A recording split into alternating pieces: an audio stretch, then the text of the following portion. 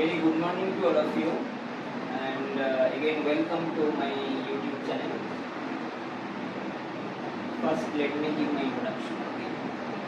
My name is Optometry. I am a consultant optometrist. I am currently pursuing my fellowship under the Eye Foundation Hospital, Super Specialty Eye Hospital in Tamil Nadu. Okay. My fellowship is about the clinical optometry. There is no particular specialization. Okay, it's a comprehensive fellowship.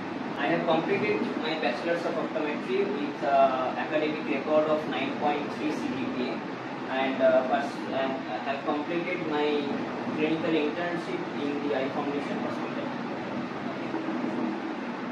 And currently, me and some of my friends conjointly have started one private coaching center about the optometry. It's named Team JCC Optometry Academic Foundation with principle of judgment, clarity, confidence.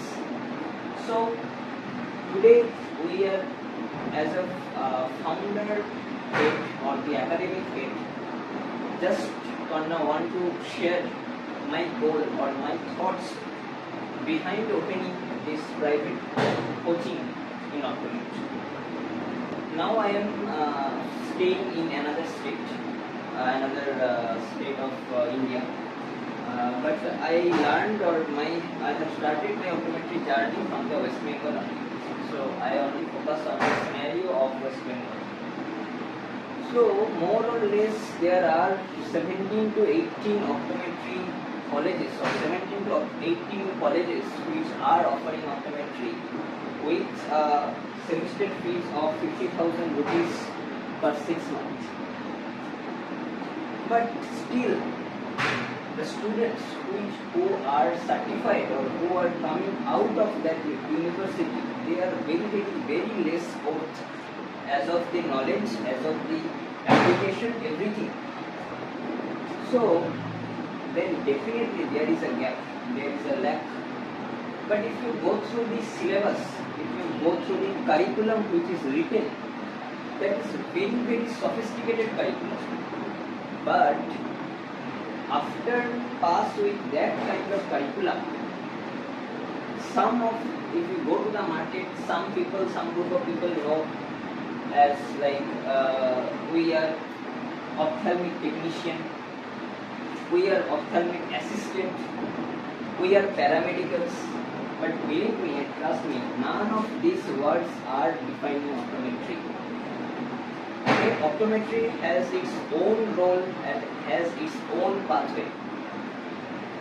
For this, and now there is also one program, there is also one revolution to make a council of optometry. We also should give the doctors the fix.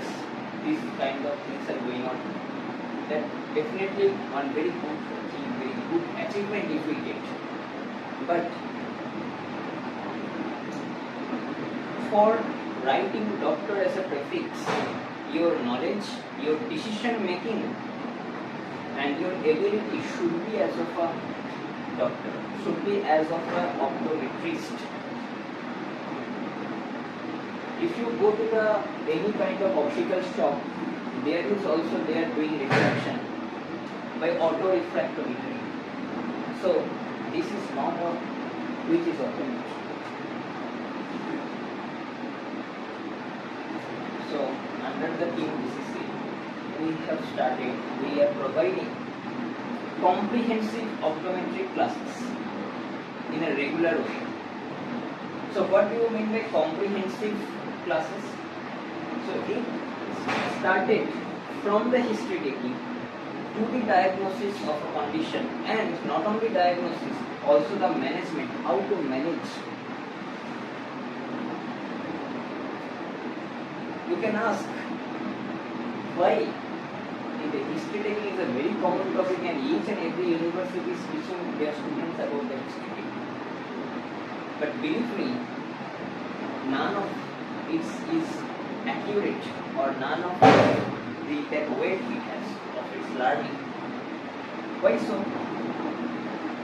Everybody is taking during history taking, it is you have to take the chief complaint, associated complaint, past ocular history, past medical history, allergy history, current medication, and that's all. Now, I open my own clinic, or I sit in a hospital OPD. A patient, 65-year-old patient, comes to my clinic with a complaint of diplopia. I can see double for 10 days occasionally, and the diplopia is increasing from the morning to the night. The day time increasing, the diplopia is increasing. Now, what are the associated relevant questions you should ask? That you also learn. If a patient has a sugar, a history of diabetes mellitus, and he is taking insulin, so what are the process of ophthalmological evaluation you should do? Sorry, who has undergone heart stent operation or heart bypass surgery, during dilatation, what things you should keep in your mind? If a non-contact tonometer value is showing constantly more than 20, what is the next step you should do? If a pressure, regular OPD, you check a patient with a pressure of 24, so directly can you prescribe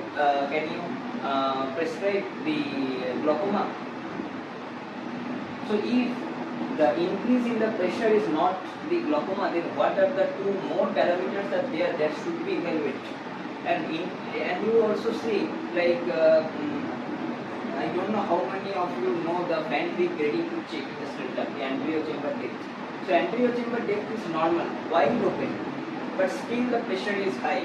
So what is your next step to find out the cause why the pressure is high?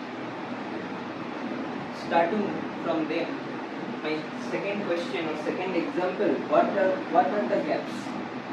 We are doing the monocular subjective refraction, after that binocular balancing. We are using the prism dissociation method for binocular balancing to balance the accommodation between two eyes. In the prism dissociation method, we are using 3 prism base down or 3 prism base up, isn't it? My question, why 3? Why not 2? Why not 4? My second question, why it is base up and base down? Why it is not base in and base out? Okay? If you go further, if a patient complains of headache, a young age old patient complain of headache, so what is your next question to ask the patient to differentiate whether it is a ocular headache or non-ocular headache, whether can be a chance of migraine, or after doing each and every refractive parameters assessment and binocular vision assessment, and everything is normal limits, still the patient complaining of headache. So what are the next step as of the ophthalmological investigation you should do?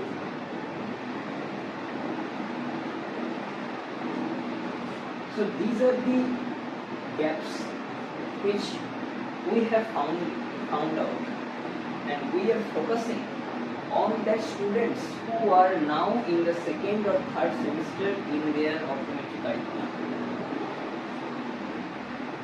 to make up this gap.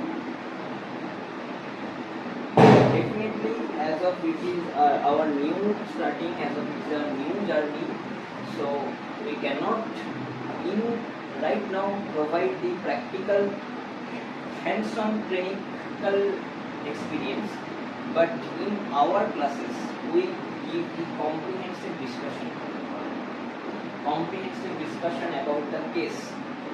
There is very enough fear among the students when it comes on the case solving question, isn't it?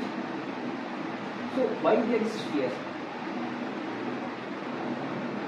For that, you should know when a patient comes and when a patient goes, what are the things you should do, how you should interpret one report, you should interpret one report, whether it's normal or it's not normal.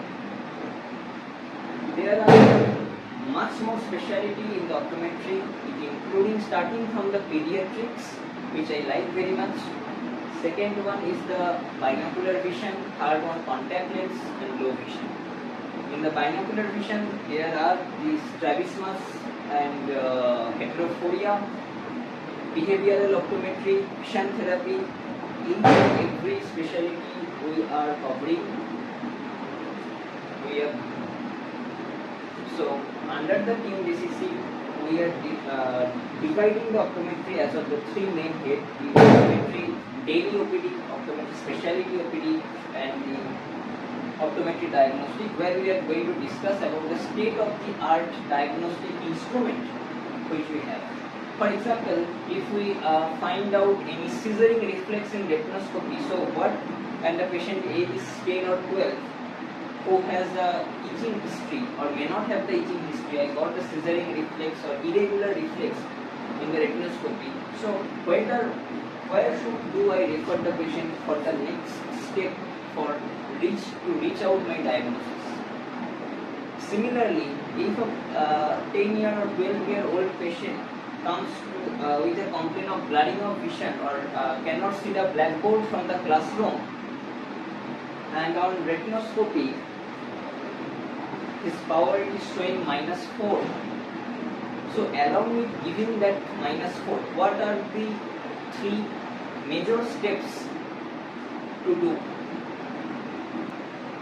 And again, we just now we have going through a patient who have almost 105 prism diopter of esotropia. So how do you measure 105? Because if you see the normal prism bar, the horizontal and vertical, it has only the up to 45 prism, base in, base out, or base up, base down. Because if you go through the loose prism set also, it is available up to 50. So how do you measure the 105 esotropia? Next, if you come to the modern practices of ophthalmology, under modern practice of ophthalmology includes the multifocal IOLs, the extending depth of focus, EDOF IOLs, and any kind of refractive surgical procedure. So after the multifocal IOLs, the patients are complaining of colored halos and glare. So what is the aberration? And here we are not discussing that it is a chromatic and this is a serial aberration. We are discussing over here that it is a higher order aberration and it is a lower order aberration. So lower order aberration means that can be corrected by either means of glasses, contact lens. So that is the refractive errors of the lower order aberration. But when it comes to the higher order aberration, which includes the oblique astigmatism, which includes the Zernich pyramid of aberration, Z00, Z01, Z02. We are talking about the interpretation of iris aberrometry. We are talking about how a Young prism can help astigmatic symptoms to be reduced. What are the normal findings you should expect from a pediatric age group patient? How you check one 3 months old baby and to confirm if their parents he don't develop any kind of refractive error or visual problem, but you have to do a regular eye checkup. What is the relation between accommodation and convergence? What is the near triad complex? Why all the uncorrected myopes are exophoric at near? When it comes to the refractive part, refractive measurement, when you are doing monocular refraction, patient is reading 6/6. At least when you are removing the occluder, ask the patient to read binocularly. Patient is told, I am seeing double line. 6/6 line is double. So then whether you should recheck again your refractive parameters or you should jump into the diplopia charting output.test or not. So these are the some example of the comprehensive classes, comprehensive regular classes we are offering under the team JCC. We have our own curriculum which is almost similar as of each and every university. We are providing 3 classes per week. We have also a discussion about the research and innovation. Those who are in the 5th semester under our current students, we have also give them about the idea how to start research, how to think about publishing a paper, what is you mean by literature review, how to do. So all this we are accumulated under the superior guidance of all of us. I request, I don't know who are all going to see this video. Under the team JCC also we are providing that kind of lesson. We are not competitor, we are under the same profession. So if the weight of both has increased, the weight of the profession will increase. So this is our motto, this is our vision to start this team JCC. So thank you again, and we are providing 3 classes per week with a monthly charges of ₹99 only. And right now we have 15 students. Those who are willing to join, they can join. They can email us through this under this official email ID teamjcc.optometry@gmail.com. We will meet very soon. Okay. So thank you very much. If you think it will be helpful for you, you can join. Bye bye. Be proud to be an optometrist.